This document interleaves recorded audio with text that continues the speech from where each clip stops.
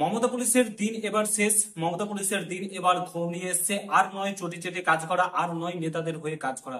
এবার সাধারণ মানুষের হয়ে কাজ করতে হবে, না হলে কিন্তু চাকরি থাকবে না। মমতা পুলিশের দিন এবার কিন্তু ঘনিয়ে এসছে। নমস্কার বন্ধুরা, তোমাদের প্রত্যেককে ওয়েলকাম জানাই আরো একটি নতুন ভিডিওতে।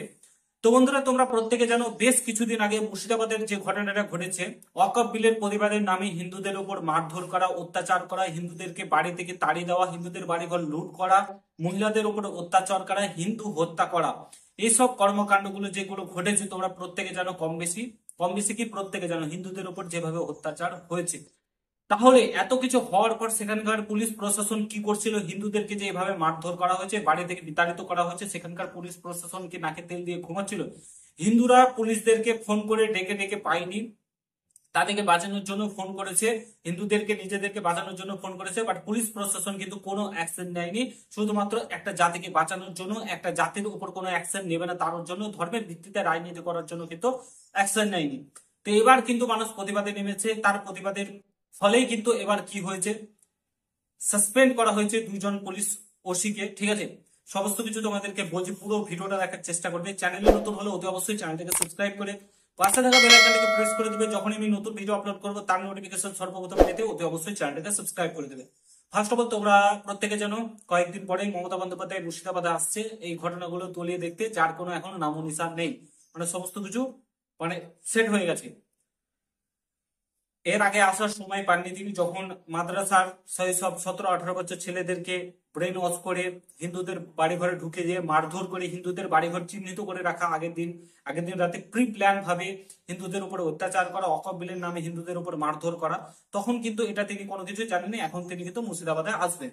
তো তার আগে কি হয়েছে, নাটকীয় ভাবে দুইজন ওসিকে সাসপেন্ড করা হয়েছে। শামশেরগঞ্জের যে ঘটনাটা তোমরা প্রত্যেকে জানো, শামশেরগঞ্জে সবচাইতে বেশি অ্যাটাক হয়েছিল হিন্দুদের উপর।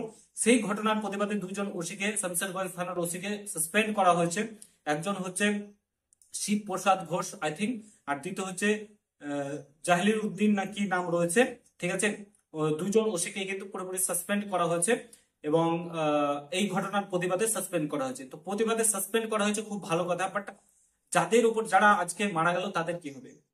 সবচাইতে বড় প্রশ্ন, এতগুলো ঘটনা ঘটে গেল, সাসপেন্ড করে কি হবে? যারা মারা গেল তাদের কি হবে? তারা কি ফেরত আসবে? হিন্দুদের বাড়ি ঘরে যে পুড়িয়ে দেওয়া হলো, হিন্দুদেরকে মারধর করা হলো, হিন্দুরা দিয়ে পালিয়ে যেতে বাধ্য হলো মালদা জেলাতে, তো তার কি হবে? হিন্দুদের পরিবার ফ্যামিলিকে যে মারা হলো, মহিলাদের উপর অত্যাচার করা হলো, তার কি হবে? এই দুজনকে সাসপেন্ড করলে এই যে সমস্যা সমাধান হয়ে যাবে। সাসপেন্ড করেছে, খুব ভালো কথা, আরো বড় অ্যাকশন নেওয়া উচিত ছিল। ঠিক আছে, এই ছোটখাটো সাসপেনশনে কিছু হবে না, তো বড়সড় অ্যাকশন নেওয়া উচিত ছিল। এবং এরা কি তাহলে কি এর যে নাকে তেল দিয়ে এরা কি ঘুমাচ্ছিল, এদের বিরুদ্ধে আর কোনো অ্যাকশন হবে না? এদের বিরুদ্ধে কি আর কোনো অ্যাকশন নেবে না সরকার? এই ঘটনাগুলো কি তাহলে আগে প্রি প্ল্যান ছিল? জানতো সমস্ত কিছু সরকার? সরকার জেনে বুঝে কি এগুলো করতে দিয়েছে? তার জন্য শুধুমাত্র সাসপেন্ড করে ছেড়ে দিল। আর যাদের ফ্যামিলি হারালো, পরিবার গেল, হিন্দুদের উপরে অত্যাচার হলো, সেগুলোর কি হবে? তার জবাব কি সরকারের কাছে আছে? নেই, সরকারের কাছে সেসব জবাব নেই। সরকার সেসব জবাব দিতে বাধ্য নয়, কারণ সরকার কোন এক জাতিকে ভোট ব্যাংকের জন্য ইউজ করতে চাচ্ছে, মুসলিম জাতিকে ভোট ব্যাংকের জন্য ইউজ করতে চাচ্ছে, তাদের উপর যাতে কোনো আঁচ না লাগে। একটা সামান্য ওবিসি কেস নিয়ে মুসলিমদের ওবিসি বাদ গেছে বলে সমস্ত এক্সাম বন্ধ। যতদিন না তারা ওবিসির আওতায় আসছে এক্সাম নেবে না, স্পষ্ট বার্তা মুখ্যমন্ত্রী। সমস্ত কিছু পরীক্ষা টরীক্ষা সমস্ত কিছু আটকে রেখেছে শুধুমাত্র একটা জাতিকে বাঁচানোর জন্য। সেম জিনিস এখানেও ঘটছে। আজকে মুর্শিদাবাদে এত বড় ঘটনা ঘটলো, তারপরে তোমার কাশ্মীরে জঙ্গিরা হিন্দুদেরকে বেছে বেছে মারলো, তাও হিন্দুদের মানে কোনো রয়েছে, হেলদোল রয়েছে?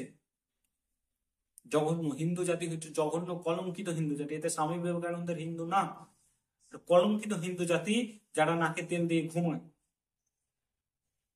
26-এর ইলেকশন রয়েছে, আবার মমতা বন্দ্যোপাধ্যায় জিতবে। আমি বলে রাখলাম, আবার জিতবে মমতা বন্দ্যোপাধ্যায়। হিন্দুরা শুধু ভাতা নিতে জানে আর মুসলিমদের উপর অত্যাচার হতে জানে, তখন পালিয়ে বেড়াবে। কত পালাবে? আজকে মুর্শিদাবাদ থেকে পালিয়েছে, কালকে বীরভূম থেকে পালাবে, পরশু মালদা থেকে পালাবে। কোথায় পালাবে? পালাবার ভারতবর্ষে ছাড়া পালাবার জায়গা আছে? নেই। আজকে যদি হিন্দু না জাগে তাহলে আজকে সেম অবস্থায় হবে, পালিয়ে বেড়াবো, শেষে মৃত্যুর সম্মুখীন হতে হবে। আশা করি বুঝতে পারছো। ভিডিওটা এখানে সমাপ্ত করছি। দুজন ওসিকে সাসপেন্ড করলো, আর কিছুই হলো না। মারা গেল শুধুমাত্র হিন্দু হিন্দু মানুষগুলোই মারা গেল, আর কোনো কিছুই হলো না। এই হচ্ছে বর্তমান পরিস্থিতি পশ্চিমবঙ্গের। জায়গার এখনো সময় রয়েছে, 26 ইলেকশন, আর 8 9 10 মাস পর ইলেকশন রয়েছে। যদি হিন্দু জাতিকে বাঁচতে হয় তাহলে সরকার চেঞ্জ করতে হবে, না হলে কিন্তু প্রচুর সমস্যার সম্মুখীন হতে হবে।